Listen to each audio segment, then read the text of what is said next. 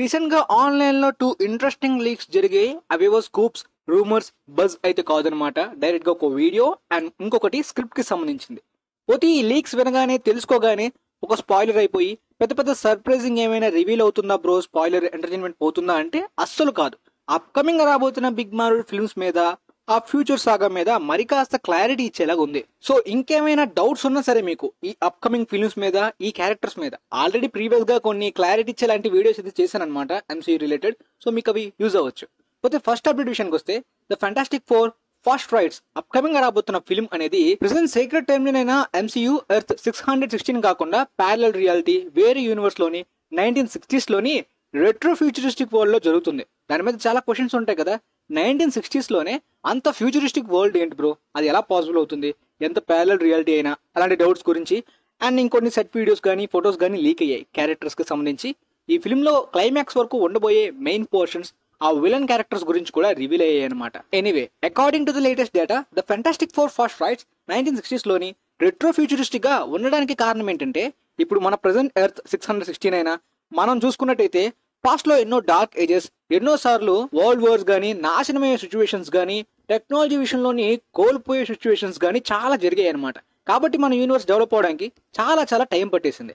కానీ వీళ్ళు 1960s లో ఉన్నప్పటికీ అంత ఫ్యూచరిస్టిక్ గా, అడ్వాన్స్డ్ గా డెవలప్ అవడానికి కారణం వాళ్ళకి పాస్ట్ లోని ఎలాంటి డార్క్ ఏజెస్ కూడా లేవన్నమాట. అంత పీస్ఫుల్ గా, హ్యాపీగా, అంత బాగానే జరిగిందంట. అయితే ఇంతవరకు ఈ ఫెంటాస్టిక్ ఫోర్ యొక్క ఫస్ట్ ట్రైలర్ లుక్స్ ఏమీ చూడలేదు బ్రో అనుకుంటే శాండిగో కామిక్ కాన్ ఈవెంట్ లో వాళ్ళు రివీల్ చేసింది. మన ఇన్స్టాగ్రామ్ పేజ్ లోని స్టోరీ హైలైట్స్ లో పెట్టాను అనమాట. మీరు వెళ్ళి అందులో చూడొచ్చు అనమాట.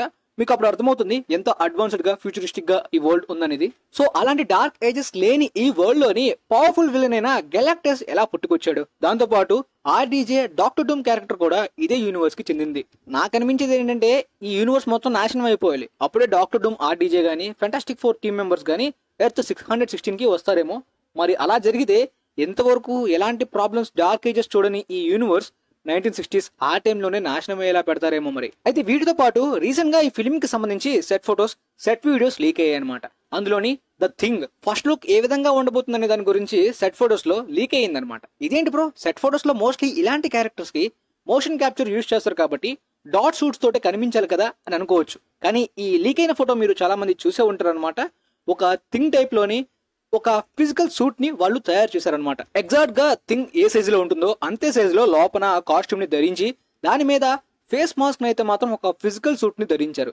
ఇదేంటి, ఐరన్ మ్యాన్ యొక్క సూట్ నే వాళ్ళు ఎలాంటి ఫిజికల్ గా కూడా తయారు చేయకుండా మొత్తం మోషన్ క్యాప్చర్, డాట్ సూట్స్ ని యూజ్ చేసేవాళ్ళు. బట్ ఈసారి ఎందుకు ఇలా యూజ్ చేస్తున్నారు? విఎఫ్ఎక్స్ ఖర్చు తగ్గించడానిక, ఇదేమైనా న్యూ టెక్నిక్? వీటి గురించి మాట్లాడడం కన్నా ముందు మనం మాట్లాడాల్సింది ఏంటి తెలుసా? మొన్న the fantastic four first rights reveal చేసిన ఆ ట్రైలర్ లో అయితే మాత్రం వీళ్ళందరూ కూడా స్పేస్ కి వెళ్లబోయే ముందు సూట్స్ ని ధరించి నడుచుకుంటూ వెళ్తారు. అప్పుడు ఎబోన్ మాస్, అదే థింగ్ క్యారెక్టర్ అయితే మాత్రం అదే సైజ్ లో ఎగ్జాక్ట్ గా ఈ సూట్ ఇక్కడ లీక్ అయిన సెట్ ఫోటోస్ లో ఏ విధమైన సూట్ మనకి కనిపిస్తుందో ఆ వీడియోలో అదే సూట్ తోటి వాళ్ళు స్పేస్ వైపు వెళ్లే ముందు నడుస్తున్నారు. ఇదేంటిది, స్పేస్ లోకి వెళ్ళిన తర్వాతే కదా వీళ్ళకి పవర్స్ వచ్చాయి. కానీ ఈ యూనివర్స్ లో డిఫరెంట్ ఆరిజిన్ ని చూపిస్తారా? వీళ్ళు స్పేస్ లోకి వెళ్ళక ముందే వీళ్ళకి సూపర్ పవర్స్ ఉంటాయా అనుకుంటే, మనం ఆ ట్రైలర్ లోనే మరొక సీన్ లో అయితే మాత్రం పెడ్రో పాస్కల్ అండ్ ఎబాన్ మాస్ మాట్లాడుతున్నప్పుడు అయితే మాత్రం అతను థింగ్ లో లేడు, నార్మల్ హ్యూమన్ లానే కనిపించాడు అదే ట్రైలర్ లో. అఫ్ కోర్స్ అదంతా కూడా శాండిగో కామిక్ కాన్ ఈవెంట్ గురించి షూట్ చేసిన రా ఫోటోస్ అయినప్పటికీ మనకి ఇప్పుడు లీక్ అయిన సెట్ ఫొటోస్ లో కూడా ఎగ్జాక్ట్ అదే కాస్ట్యూమ్ ని ఆయన ధరించాడు. అలానే థింగ్ ఎప్పుడు కూడా మీద కాస్ట్యూమ్ ఏది కూడా వేసుకోడు అనమాట. మొత్తం షర్ట్లెస్ గానే కనిపిస్తూ ఉంటాడు ప్రీవియస్ ఫిల్మ్స్ మనం చూసినట్టయినా సరే. సో మరి ఎలాంటి డార్క్ ఏజెస్ కూడా పాస్ట్ లో చూడని ఈ 1960s రెట్రో ఫ్యూచరిస్టిక్ లో ఉండబోయే ఈ యూనివర్స్ లో వీళ్ళకి మరి స్పేస్ లోకి వెళ్ళక ముందే పవర్స్ ఏ విధంగా వచ్చాయో ఒకవేళ పెడితే ఫిల్మ్ లో చూసి తెలుసుకోవాలి. కానీ దాంతో పాటు ఈ లీక్ అయిన ఇమేజెస్ తోటి మరొక వీడియో కూడా లీక్ అయింది. అన్బాక్స్ పిహెచ్డి సోర్స్ ద్వారా ఈ లీక్ అయిన సెట్ ఫోటోస్ అండ్ వీడియోస్ చూడడం జరిగింది. ఇప్పుడు ఇది నేను ఇందులో యూజ్ చేస్తే కాపీరైట్స్ అనే భయంతో నా వీడియో యూజ్ చేయట్లేదు. కానీ ఆ వీడియో ద్వారా ఈ సోర్స్ చెప్తుంది ఏంటంటే, ఆ వీడియోలో కనిపించే ఆమె ఫ్రాంకీ రే నోవా క్యారెక్టర్ అంటున్నారు. ఈమె ఫిల్మ్ లో one of the main villain అని, గెలాక్టస్ వచ్చే వరకు ఈమెని విలన్ గా చూపిస్తారని అంటున్నారు.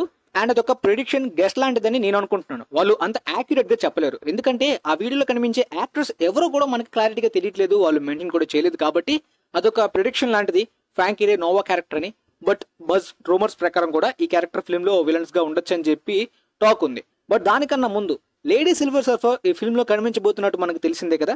ఇంతకు ముందు ఆ పాత్రలోని అన్యా టేలర్ జోయ్ కనిపించబోవచ్చు అనే రూమర్స్ నడిచాయి. కానీ ఇప్పుడు మనకి లీక్స్ ద్వారా రివీల్ అయింది ఏంటంటే జూలియా గార్నర్ ఈ ఫిల్మ్ లో లేడీ సిల్వర్ సర్ఫర్ గా కనిపించబోతుందంట.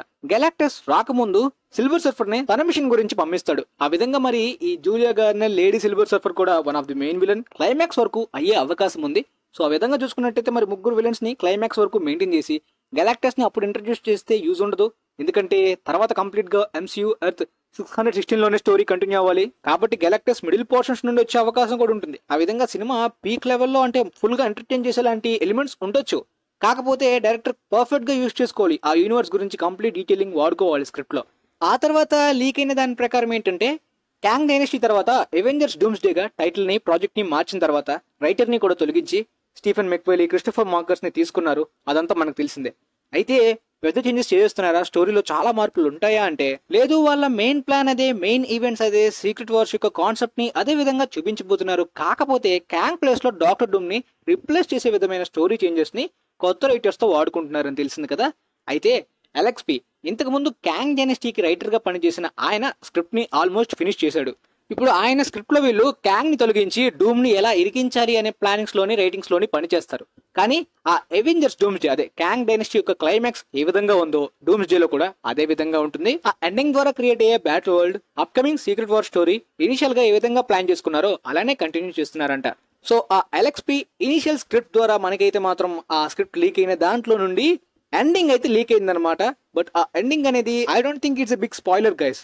మనలో చాలా మంది గెస్ట్ చేసి ఉంటారు కూడా ఈ పాటికి. కాంగ్ ప్లేస్ లోని డాక్టర్ డూమ్ మల్టీవర్స్ మొత్తాన్ని తన గుప్పెట్లో తీసుకోవడానికి మొత్తం కెలికి చాలా అల్లకల్లోలం క్రియేట్ అయిన తర్వాత ఇన్కర్షన్స్ అనేవి క్రియేట్ అవుతాయి. అవెంజర్స్ వర్సెస్ X-Men చూడబోవచ్చు మనం. 2 ఎర్త్స్ కొలైడ్ అవుతాయి. అది ఎర్త్ 616, ఎర్త్ 1005 అని ఇప్పుడు ఫ్యాన్స్ మన ఆడియన్స్ గెస్ట్ చేస్తారు అనుకోండి. సో ఈ మల్టీవర్సల్ వార్ స్టార్ట్ అవ్వకముందు, ఈ ఇన్కర్షన్స్, ఈ గందరగోళం జరగక ముందు the world tree of life ని కంట్రోల్ చేస్తున్న లోకి మాత్రం ఖచ్చితంగా దీని గురించి ముందే తెలుస్తుంది. దీన్ని ఆపడానికి ప్రయత్నిస్తాడు కదా. సో ఈ మల్టీవర్సల్ వార్ ఇదంతా కూడా జరగకుండా తన లైఫ్ మొత్తాన్ని సాక్రిఫైస్ చేసి the world tree of life ని కంట్రోల్ చేస్తున్న లోకి ఖచ్చితంగా ఇంకొక అనర్థం జరగకుండా ఎలా అయినా కాపాడాలని ఒక హీరోయిక్ గా చేయబోయే మూమెంట్ లోని తను డూమ్ ని ఫేస్ చేయాలి. యాక్చువల్లీ ఒరిజినల్ స్క్రిప్ట్ లో ఉండాల్సింది క్యాంగ్ కాబట్టి ఎవరుంటే వాళ్ళని ఖచ్చితంగా లోకి ఫేస్ చేయాలన్నమాట. కానీ ఈ ఫేస్ ఆఫ్ అనేది మాత్రం MCUలో మొత్తంలో ఆ హిస్టరీలో మర్చిపోలేని ఫేస్ ఆఫ్ అవుతుంది. కారణం ఏంటంటే యూనివర్స్ ని సేవ్ చేయడం గురించి తన లైఫ్ ని త్యాగం చేసిన RDJ Iron Man Tony Stark character చనిపోయింది. అలానే మొదటి నుండి విలన్ గా ఈవిల్ గా ఉంటూ ఈ యూనివర్స్ నాశనం అవ్వడంలోని పాలు పంచుకున్న లోకి మాత్రం తను కూడా తన పర్సనల్ లైఫ్ ని పక్కన పెట్టి the world tree of life ని హోల్డ్ చేసి ఒక సేవియర్ గా, హీరోయిక్ గా అయ్యాడు కదా.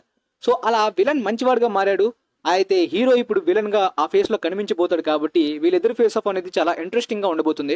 బట్ ఇలాంటి ఎలిమెంట్స్ ని సినిమాలో ఎక్కువగా ఫోకస్ చేసి గట్టిగా హిట్ అయ్యేలాగా క్యారెక్టర్ ఆర్క్స్ ని కానీ స్టోరీలోని ఆ మెయిన్ పోర్షన్స్ వర్క్ అయ్యేలా చూసుకోకుండా ఏదో పాప్కార్న్ టైం పాస్ లా వెళ్ళిపోతేనే మిస్టేక్ అవుతుంది. But writers Christopher Markus previous Marvel big films లోని మంచి రైటింగ్స్ ని అంటే బాగా సెట్ అయ్యాయి. దాంతో పాటు డైరెక్టర్ రూసో బ్రదర్స్ కూడా మార్వెల్ తో పని చేసినప్పుడు మంచి కమర్షియల్ అవుట్పుట్స్ వచ్చాయి. కాబట్టి నమ్మకం అయితే పెట్టుకోవచ్చు. మరి చూడాలి ఈ సీన్ ఎలా ఉంటుందనేది డూమ్స్డే క్లైమాక్స్ లో. పోతే ఇప్పటిదాకా వస్తున్న స్కూప్స్, లీక్స్ ఇవన్నీ కూడా డూమ్స్డే ఫిల్మ్ గురించి. బట్ అవెంజర్స్ సీక్రెట్ వార్స్ గురించి క్లారిటీ రావట్లేదు కదా. బట్ ఇంతకు ముందు నేను ఒక వీడియో చేశాను అనమాట, comic video Avengers secret wars గురించి. వీలైతే ఆ కామిక్ ఎపిసోడ్స్ కంటిన్యూ చేయడానికి అవెంజర్స్ సీక్రెట్ వార్స్ గురించి కూడా మీకు మరికాస్త క్లారిటీ ఇవ్వడానికి ప్రయత్నిస్తాను అప్కమింగ్ వీడియోస్ లో. బట్ ప్రస్తుతానికి వచ్చిన లీక్స్ మీకు క్లారిటీగా అర్థమయ్యాయని అనుకుంటున్నాను. మరి మీ ఫ్రెండ్స్ లో ఎవరైనా మార్వెల్ ఫ్యాన్స్ ఉన్నా, ఈ ఫిల్మ్ మీద హైప్ ఉన్న వాళ్ళకైనా వీలైతే వీడియోస్ ని షేర్ చేయండి. వాళ్ళకి కూడా యూజ్ అవ్వచ్చు.